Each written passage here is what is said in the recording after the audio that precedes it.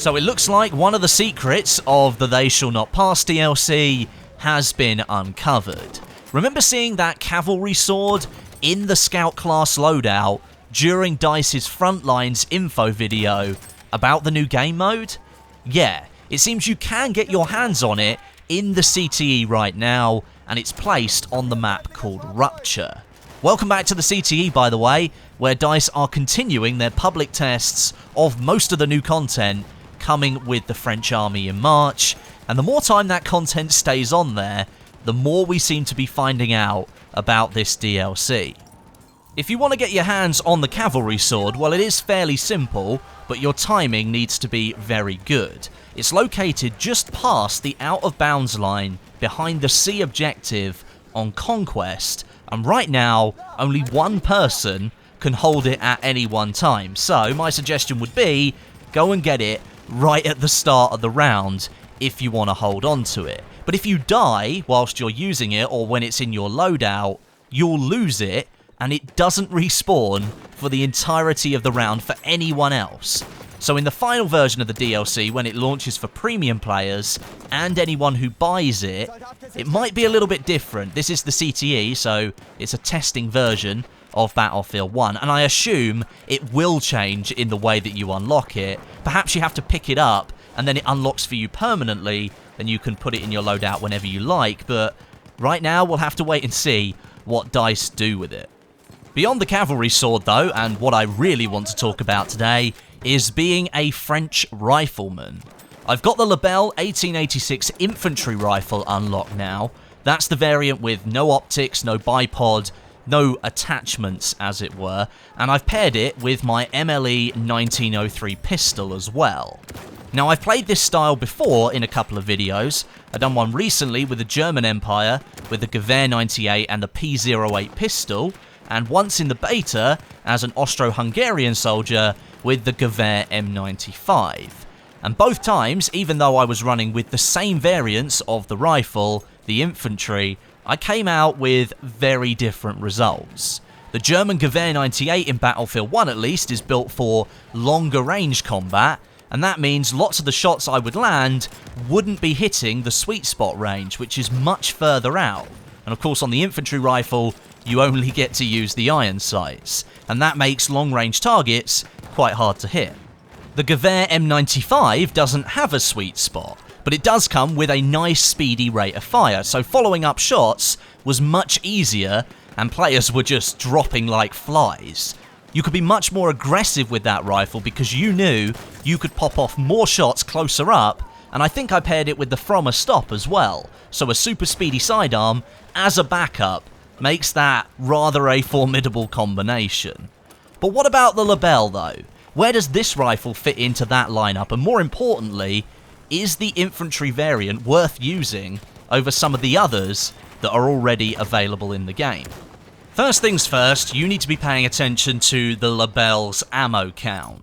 The reload animation for this weapon is one of the more obscure ones in Battlefield 1, and it takes a lot longer for this rifle to be ready for you to fire it again.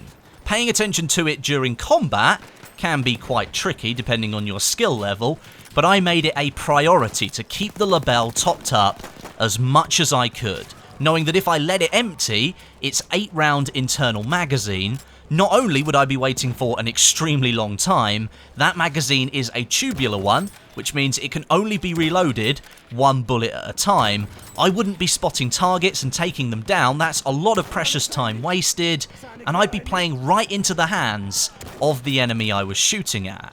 They might be able to get better ground on me, get into a better position, take the upper hand in the gunfight. And that is not a situation you want to be in with a rifle that takes a long time to reload. And that leads nicely onto the next thing with the Lebel, your positioning. This rifle, like many others in Battlefield 1, comes with a sweet spot for damage, where it will allow you to do more damage to the upper torso within a certain distance range. Now for the Lebel, that range is 50 to 87.5 meters. And if you're looking to maximize this rifle's usability, then you'll do well to keep your engagements within that range. Keep your distance from enemies and use what cover you can, whether it's a building wall or a rock in a field, it doesn't matter. Try and keep some distance between you and your target. With that extremely long reload time, the fact that the sweet spot is out at 50 meters, where you're going to be doing most damage, is kind of a blessing in disguise, really. Someone is less likely to notice you at that kind of range, say in comparison to 30 meters, which is where the Martini Henry sweet spot starts. Out there, 30 meters, that's kind of the range that SMGs can start to do a lot more damage to you. With the Lebel, you're going to be a bit further away, and those kind of players won't be such a problem for you. You can use that first 50 meters or so as a cushion, knowing that anything really beyond that is likely going to be in your sweet spot range. And if you can aim well and lead the target correctly, you're going to land some good, consistent kills with the Lebel. Something else I really like about the Lebel infantry are the iron sights. Are the iron sights? Is the iron sight? I don't know what the correct grammar is. Grammar police down in the comments, rip me to shreds for getting it wrong, but I'm just going to move on. They're really clear and easy to read on the Lebel. There's a single front sight protruding upwards in a small spike, and that shape is absolutely perfect for lining up targets at long range. And you'll see quite a few times in the gameplay behind, I'm hitting targets where I really shouldn't be expected to, and especially when those targets are moving. The bullet velocity for the Lebel is 720 meters a second. That's slower than the SMLE and the Russian 1895, both of which are comparable to the Lebel on most of its statistics across the board. That means you're going to have to lead a little bit more all of those targets at longer range so that you can hit the target. But I didn't find it to be that much of an issue at those longer ranges. Sure, it extends beyond the sweet spot, so you start to do less damage overall, but I've still found it very consistent at hitting long-range targets. So I think that 100 meters or so decrease in bullet velocity isn't all that much of a big deal. This whole French Rifleman setup, though, isn't all about the Lebel. That's the main part of it, but there are other things that play into it. There are some downsides. I'm not a huge fan of the MLE 1903 in general. And maybe that's just because I haven't really used it all that much, but I was yearning for my M1911 back by my side for most of the time whilst I was playing with it. But there were a good few moments where the MLE came into its own. Trying to cover the bridge on Rupture is very difficult to do at the best of times, but under those arches, for example, very, very close quarters there, if I didn't have the MLE, something that can fire quite fast for a handgun, then I probably would have died quite a few times. I think there's a clip in this video, actually, where I kill about 3 or 4 people in a row with the MLE who are trying to find me in those arches. I think I just need to get a bit more practice with it overall, but it's certainly not my favourite part of the French Rifleman setup right now. That and the K-bullets, oh my god, are they a chore to use with the Lebel rifle. As if the standard bullet reload animation wasn't funky enough. Try that thing out with the K-bullets, and the next round is going to have started before you're finished reloading the thing. Now, I always run with K-bullets as a scout, because you can annoy vehicles by cancelling their repair, or simply provide just a distraction from what they were already going for.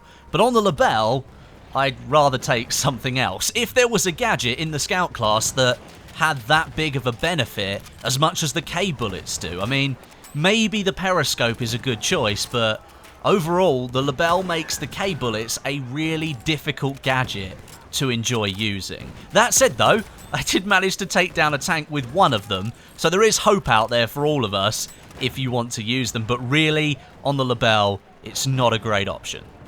Overall, the French Rifleman setup is one that I really enjoy running with, and it definitely offers something different from the other infantry rifles that are already in the game. It certainly competes with the effectiveness of the Cavalry M95 in its infantry variant, but you need to be using it at longer ranges, so don't expect to be using this thing at lightning speed. It's a bit more methodical, but it's just as satisfying when you start landing those kills.